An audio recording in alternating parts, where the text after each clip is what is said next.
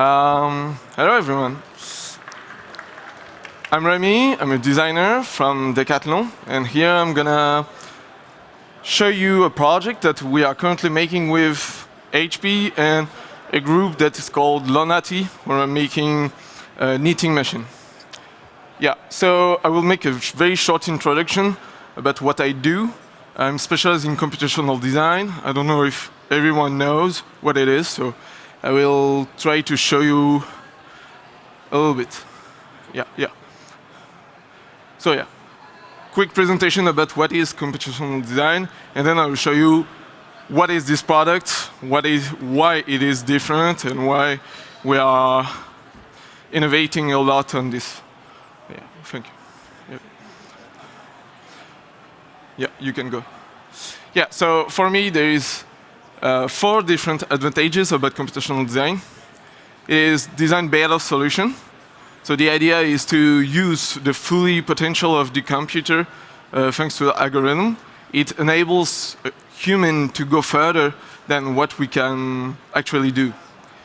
Mitigate design risk, because once you get the help from the computer and your program, you can iterate a lot more and be more precise, include rules, and bound what you try to do. Improve productivity, because you can design faster, because once you've made something, you can iterate and make some variation and do something else. And reduce the project cost, of course. When you have everything, you can produce a lot of different things. Yeah, you can do. So here are some quick showcase about every point. So here these are some products that we are making at Decathlon. So a helmet, boxing gloves, some shin guard, etc. What's very interesting is this tool, the computational design tools, enables you to go way further in terms of technicity, visual technicity, and the design language you are trying to sell. Okay, you can. So here, mitigate design risks. So I like this example. We were working on an outsole, the rubber of the shoe, and we're trying to optimize the rubber. We want it to be less heavy and also to have more durability. So we take some inputs like the scan of foods and also some inputs from customers. And thanks to this program, we could iterate a lot and make a lot of different soles very quickly and find the best solution with always the weight of the thing, etc. And so we can choose the perfect rubber for a use case. You can go. Improve productivity.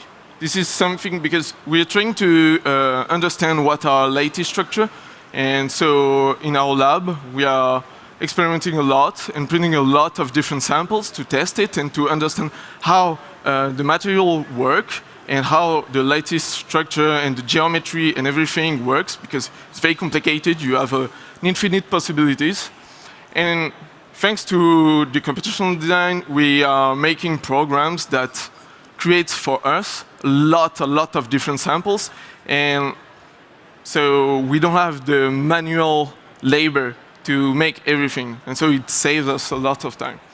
And last thing, yeah, so this is another example to reduce the project cost. For the shoe, for example, a few years back, if we want to make a prototype, we have to make a mold, a fast mold in aluminum, and then inject the foam. Now, because we have the understanding of the lattice structure, we can make our prototype of soles directly 3D printed.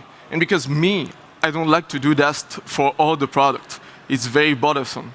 We have made a program that automatically transforms any STL to a sole that works in 3D printing. Okay, so this is the global overview of what is computational design and what is the power of these tools. Okay. Yeah, so now we'll talk more about this product. So the question we are trying to answer with this concept is, how do we make a shoe that is more sustainable?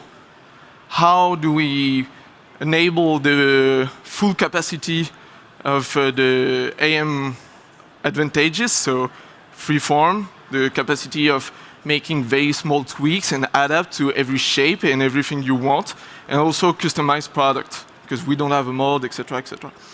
And so we are, here it's just a few drawings of exploration about the shoe. Yeah, you can go. We choose some of it and start to experiment a lot. What I love about this process and the HP machine is the process I use for prototyping and the process I will use to production is exactly the same. So when I make a product, when I make a prototype, I can know immediately that if it's good or if it's not. All right. Yeah. And so we came up with this shoe. So this shoe, we want to avoid gluing, because gluing, if you glue something, it's very hard to separate every element, and then you can't recycle it. So we try to make a shoe where you can separate every element.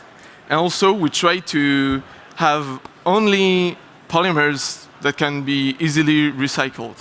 So here we have the TPU from HP, where you pull out the outsole. If it wears out, if this is wearing out, you can change.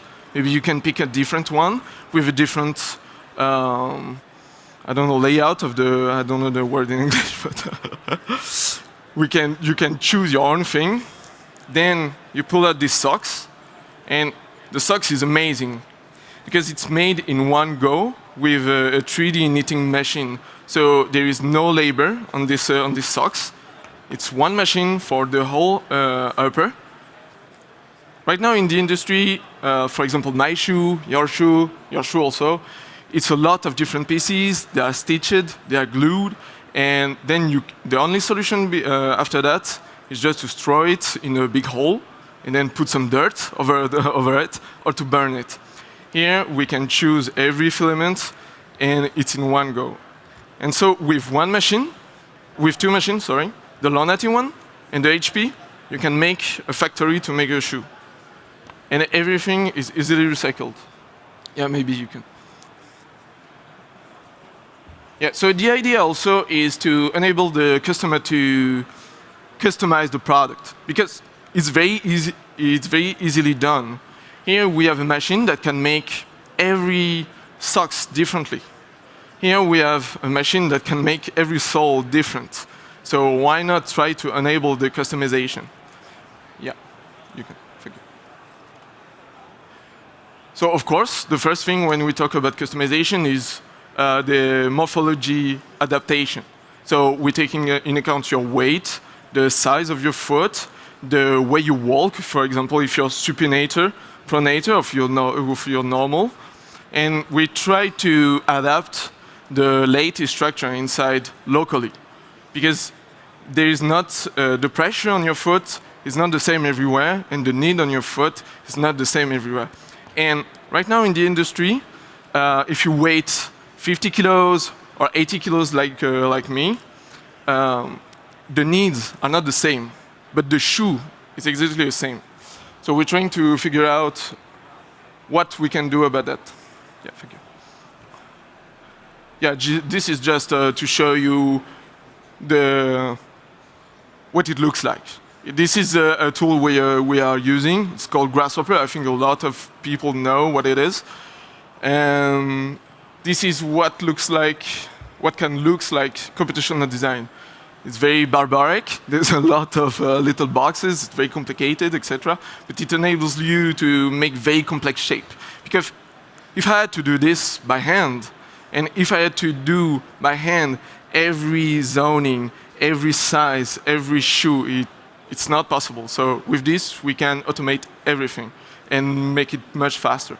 Yeah, maybe. Can we play? I think it's play. This is video. Is it? Oh, okay, okay. Yeah, this is just a quick demo of what customization would look like. So you can add laces, the size of the shape of your upper, if you like maybe a boot, the pattern, of course, because the outer of the sole can be different from the inside. So you can choose the way it looks, the finish, if you want something smooth, if you want something raw. Maybe in the future, HP will enable the possibility to add some color, everything. And then we have also the idea to produce locally. The idea is to put a factory, and because it's so simple, we only need 2 machines and almost no labor.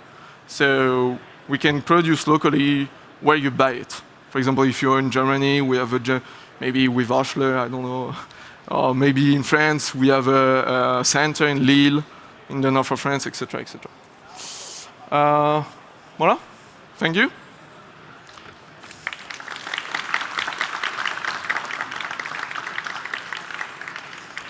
If you have any question, maybe we can meet. I can show you the product. We can talk about it. If you're interested, no problem.